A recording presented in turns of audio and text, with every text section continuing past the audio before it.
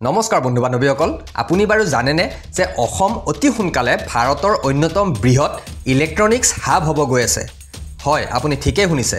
অসম চৰকাৰে নতুন ইলেক্ট্ৰনিক্স চহৰ এখন স্থাপনৰ কথা ঘোষণা কৰিছে আৰু এয়া সমগ্ৰ অসমৰ বাবে এক গৌৰৱৰ কথা অসমৰ জাগিৰোডত নিৰ্মাণ হ'বলগীয়া এই ইলেক্ট্ৰনিক্স চহৰখনৰ নাম হ'ব ৰতন টাটা ইলেক্ট্ৰনিক সিটি এই নামটো দেশৰ মহান উদ্যোগপতি ৰতন টাটাজীক সন্মান জনাই ৰখা হৈছে বিশেষ ডাঙৰ কথা হ'ল যে ইয়াত ভাৰতৰ প্ৰথমটো অৰ্ধ পৰিবাহী প্লান্টটো নিৰ্মাণ হৈ আছে এই প্ৰকল্পই অসমক প্ৰযুক্তি আৰু ঔদ্যোগিক বিকাশৰ ক্ষেত্ৰত এক নতুন উচ্চতালৈ লৈ যাব আৰু অসম চৰকাৰেও এই ক্ষেত্ৰত ডাঙৰ ভূমিকা গ্ৰহণ কৰিছে যোৱা কেবিনেট বৈঠকত এই সন্দৰ্ভত লোৱা সিদ্ধান্তসমূহ মুখ্যমন্ত্ৰীয়ে নিজে অৱগত কৰিছে অসমৰ ৰাইজক গতিকে বন্ধুসকল যদি আপুনিও জানিব বিচাৰিছে এই সন্দৰ্ভত তেন্তে এই ভিডিঅ'টো শেষলৈকে চাওক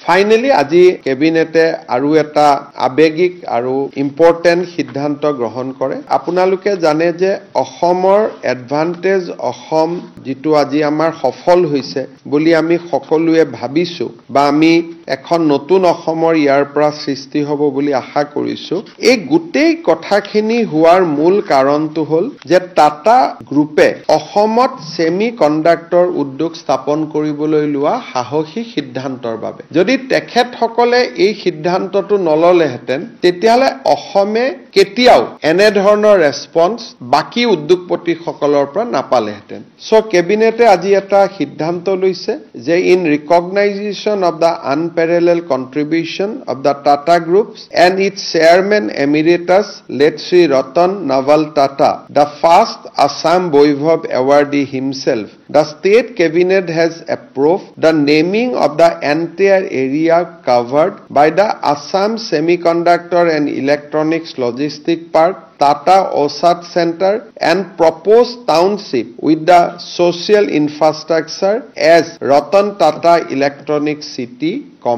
Jagirod. অৰ্থাৎ আমাৰ যেটো গুটেই হিন্দুস্তান পেপাৰ কৰ্পোৰেচনৰ গুটেই যেটো এৰিয়া আছিল যত আমি এতিয়া নতুনকৈ ইলেক্ট্ৰনিক সিটি বনাম সেই সিটিখনক আজি কেবিনেটে ৰতন টাটা ইলেক্ট্ৰনিক সিটি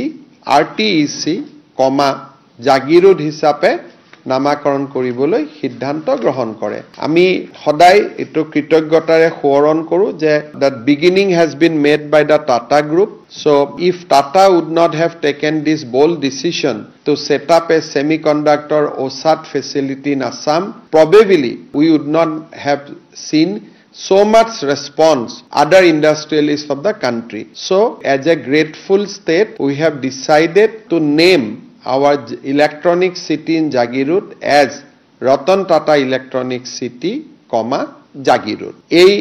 ৰতন টাটা প্ৰথম অসম বৈভৱ সন্মানৰ অধিকাৰী আছিল আৰু কেবিনেটে আজি এনে ধৰণে নামাকৰণ কৰিবলৈ পাই সঁচাকৈ গৌৰৱ অনুভৱ কৰিছে